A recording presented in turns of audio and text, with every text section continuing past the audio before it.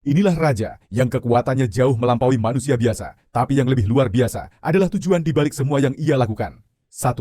Zulkarnain mampu menjelajahi wilayah yang hampir mustahil dijangkau manusia pada zamannya. Ia sampai ke tempat matahari terbenam dan bahkan mencapai daerah timur jauh yang tandus dan ekstrem. Al-Quran menyebutkan Zulkarnain mencapai daerah yang tampak seperti matahari terbenam di telaga hitam berlumpur. Para ahli tafsir seperti Ibnu Katsir menjelaskan, itu wilayah barat paling jauh yang bisa dijangkau manusia saat itu. Sangat jauh dari pusat negeri-negeri besar, berbulan-bulan perjalanan, medan berat, padang pasir, lembah, pegunungan. Di zaman tanpa kendaraan, ini adalah perjalanan yang hampir mustahil. Allah Subhanahu wa Ta'ala memberikan kepadanya kemampuan, kekuatan fisik, dan ketahanan yang tidak dimiliki manusia biasa. Setelah itu ia sampailah ke tempat matahari terbit yang sangat ekstrem, QS Al-Kahfi 90.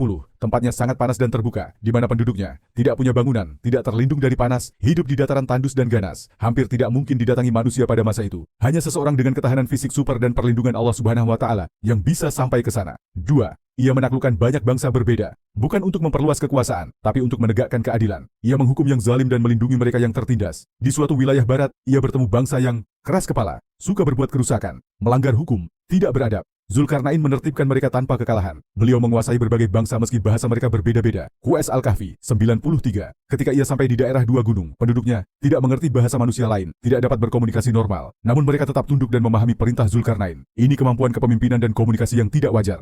3. Yang paling menakjubkan, ia memimpin pembangunan dinding raksasa dari besi dan tembaga untuk melindungi satu kaum yang lemah dari kerusakan Ya'juj dan Ma'juj. Proyek yang secara teknologi, bahkan kerajaan terbesar pun tidak mampu melakukannya. Semua ini dijelaskan dalam Al-Quran. Allah Subhanahu wa Ta'ala memberinya jalan menuju segala sesuatu, kekuatan, kecerdasan, dan hidayah untuk menegakkan kebenaran. Zulkarnain bukan sekadar raja. Beliau adalah contoh pemimpin yang kuat, karena tujuannya benar, dan semua kekuatannya ia gunakan untuk melindungi manusia. Kalau cerita ini bikin kamu makin kagum sama kekuasaan Allah Subhanahu wa Ta'ala, jangan lupa tinggalkan like, komentar, dan subscribe ya, biar kita sama-sama belajar lebih banyak.